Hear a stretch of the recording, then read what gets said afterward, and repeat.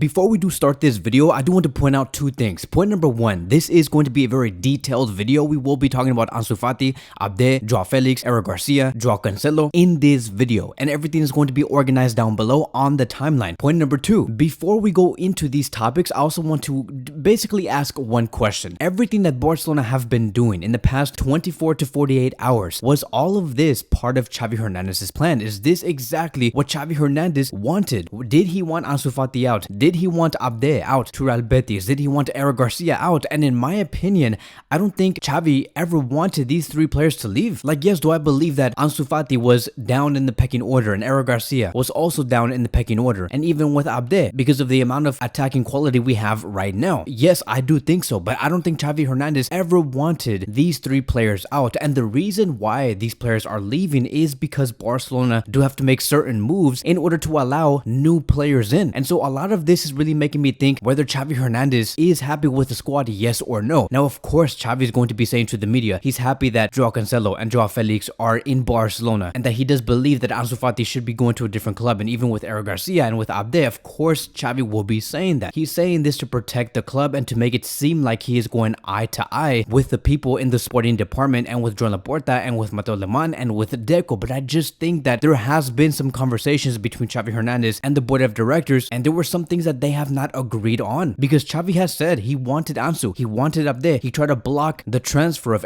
Garcia, but he left. And so do I believe that everything that Barcelona have been doing in the past 48 hours was part of Xavi Hernandez's plan? I don't think so. And so I'm just gonna have to say that Xavi is gonna have to work with what he has been given. Overall, it is a net positive because of the amount of great quality players we do have in our squad now, but it is not exactly what Xavi wanted with this team. And so stepping away from that, now let's talk about the transfers. Let's talk about João Felix and João Cancelo. These two players came in a package. It felt like these two players came through the same plane, through the same bus, they went through the same car, with everything. It was weird. Everybody was calling this the João Day. But yes, it is true. Fabrizio Romano has stated that João Cancelo and João Felix will be joining Barcelona, and it is 100% done. They're both going to be on simple loans to help with financial fair play. There has already been an agreement between João Felix, Atletico Madrid, and Barcelona. Barcelona also have an agreement with Man City and with João Cancelo. Again, everything is 100% done, and we should expect to see these two players be in the squad list against Osasuna. And let me tell you guys, I can't wait for that game. I can't wait to see how our squad will look like up against Osasuna. Barcelona will be away. I don't know if for sure if they're going to be included, but look, they passed the medicals yesterday. Like, before they even traveled to Barcelona, João Cancelo and João Felix made sure their medicals were 100% complete before they joined Barcelona. So everything is done on that part. The only thing that is missing is for them to be called up for the squad list, and I feel like we're gonna hear that very, very soon. And so as for João Felix, back in July 18th, he said that he wanted to join Barcelona. It was his dream, and now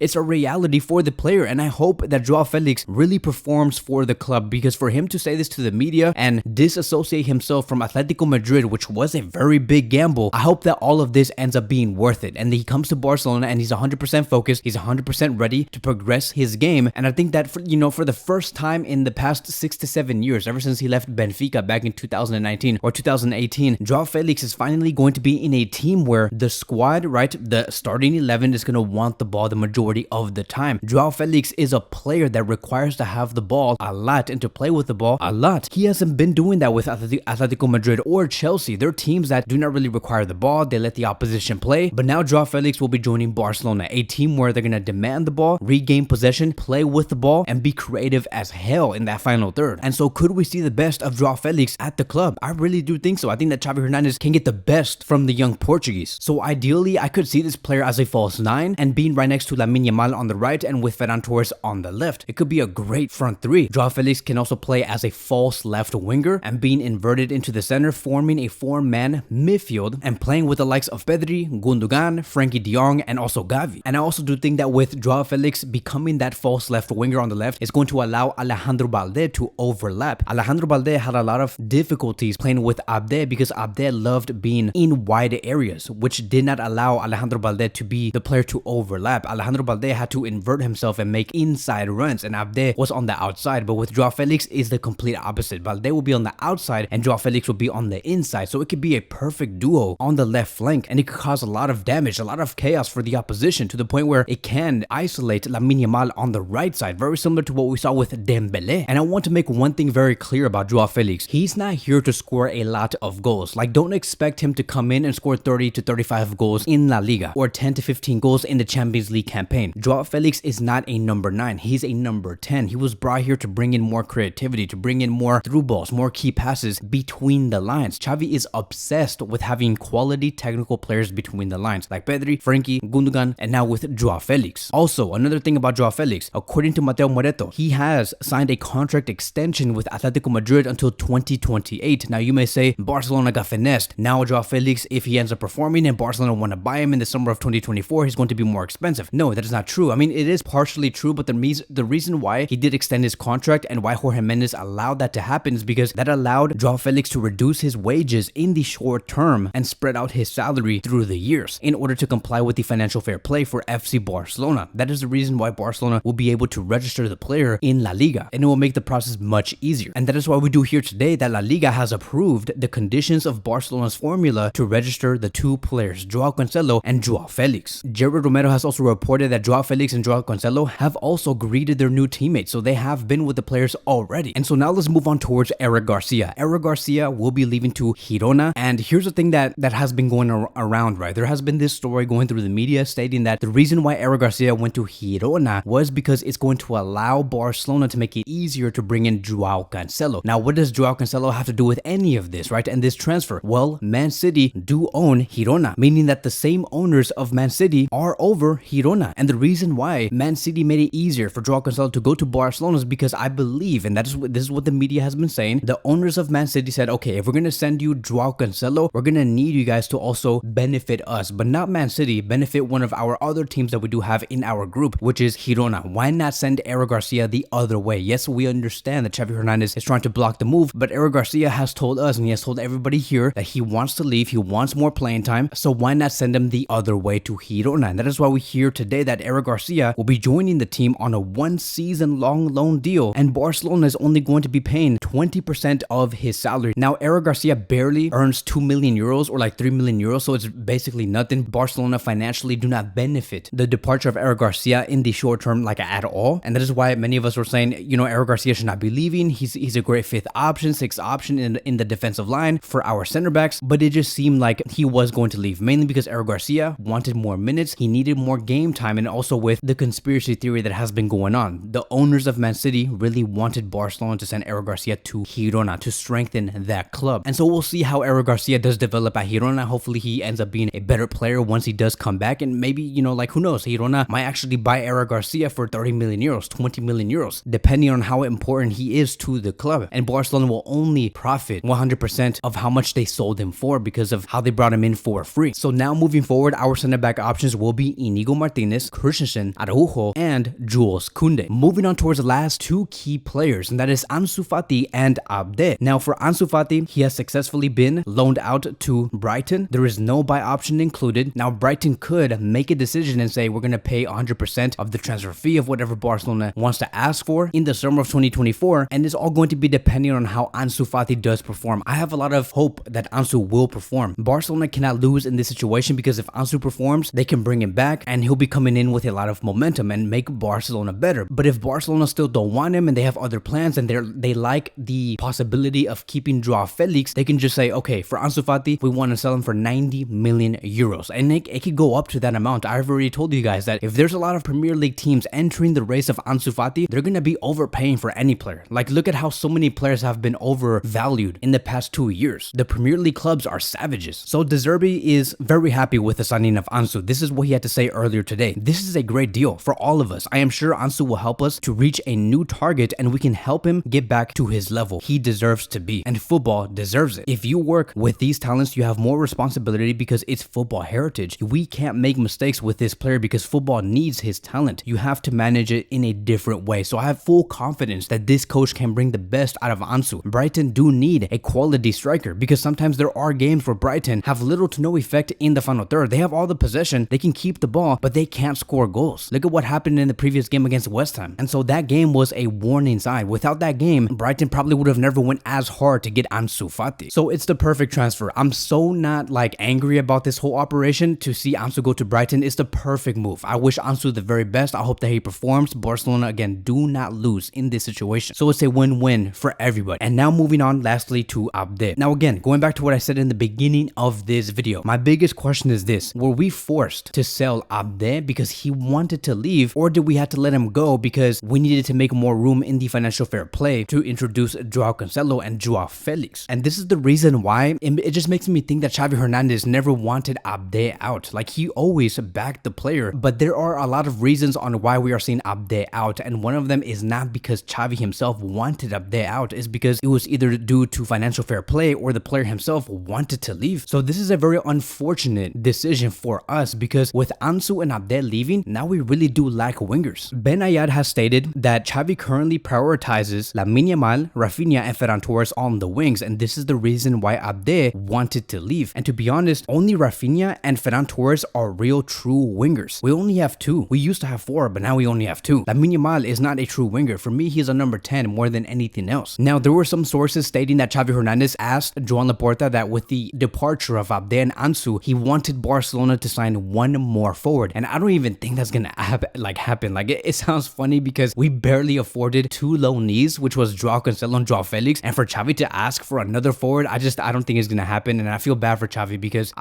and also with João Laporta, because if João Laporta is like sweating right now, can you imagine the amount of pressure he's feeling with Xavi saying, hey, can you introduce another striker in this transfer window? I mean, who knows? There's like about an hour left, and by the time I do post this video, the transfer window is going to be closed up. Who knows? Like, I could post this video and Barcelona announce a brand new striker signing, but it feels like it's not gonna happen. So Real Betis are the clubs that want Abde, and they want to sweeten the deal. They're saying, okay, we'll give you 10 million euros. We know that Abde is worth more than that, but if Abde gets sold in the future by us, we'll give you 50% of the total sale, which is a lot of money, because if Abde gets bought by a Premier League club in about 2 years for like 50 million euros because of how well he has been performing, Barcelona can get 25 million euros off of that sale. Now, will Barcelona take this deal from Real Betis? The president said that there's still a lot of work to be done for the transfer of Abde, but we'll see. I will be making another video after this regarding anything new of any of these operations. I'm going to be stopping it here because this video is going to be way too long, but thank you guys so much for watching, and I will see you guys in the next one.